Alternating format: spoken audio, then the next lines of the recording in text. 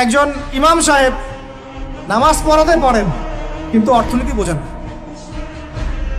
একজন বক্তা দায়ী আলেম মানুষ, তিনি মাশাআল্লাহ বয়ান করেন, কোরআন সুন্নাহ দিয়ে ওয়াজ করতে পারেন, কিন্তু তিনি ইংরেজি বোঝেন না, সায়েন্স বোঝেন না, ইকোনমি বোঝেন না, ওয়ার্ল্ড অ্যাফেয়ার্স বোঝেন না। কেন এরকম হলো? কারণ এই সিলেবাসের মধ্যে এই জেনারেল সাবজেক্টগুলোর ঘাটতি ছিল। বুঝতে পারতেছি আমি কি? বুঝতে পারতেছেন? আবার এই যে একজন ব্যক্তি মাশাআল্লাহ এমবিবিএস ডক্টর, তিনি ইমামতি করতে পারছেন না কেন?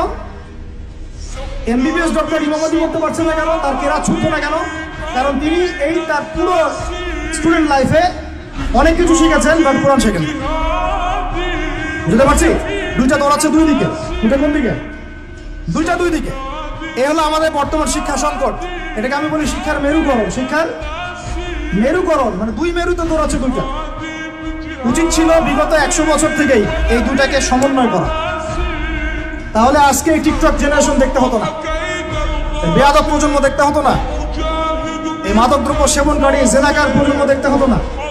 তারা হালাল হারাম বুঝতো, নীতি নৈতিকতা বুঝতো, শেকড় চিনতো। তাদেরকে ওমর ইবনুল খাত্তাবের নাম জানাতে হতো না, খালিদ বিন ওয়ালিদকে চেনাতে হতো না, বিন কাসিম আর তারেক বিন জিয়াদের নাম শোনাতে হতো না। সমস্যাটা বুঝতে পারছেন ভাই? কোন জায়গায় সমন্বয় হয় নাই? কি হয় নাই? সমন্বয় যারা করার চেষ্টা করেছেন সেটা আমি প্রশংসার দাবি রাখে তারা অবশ্যই, কিন্তু এটাও বিশ্বের চ্যালেঞ্জ মোকাবেলার জন্য যথেষ্ট হয় নাই।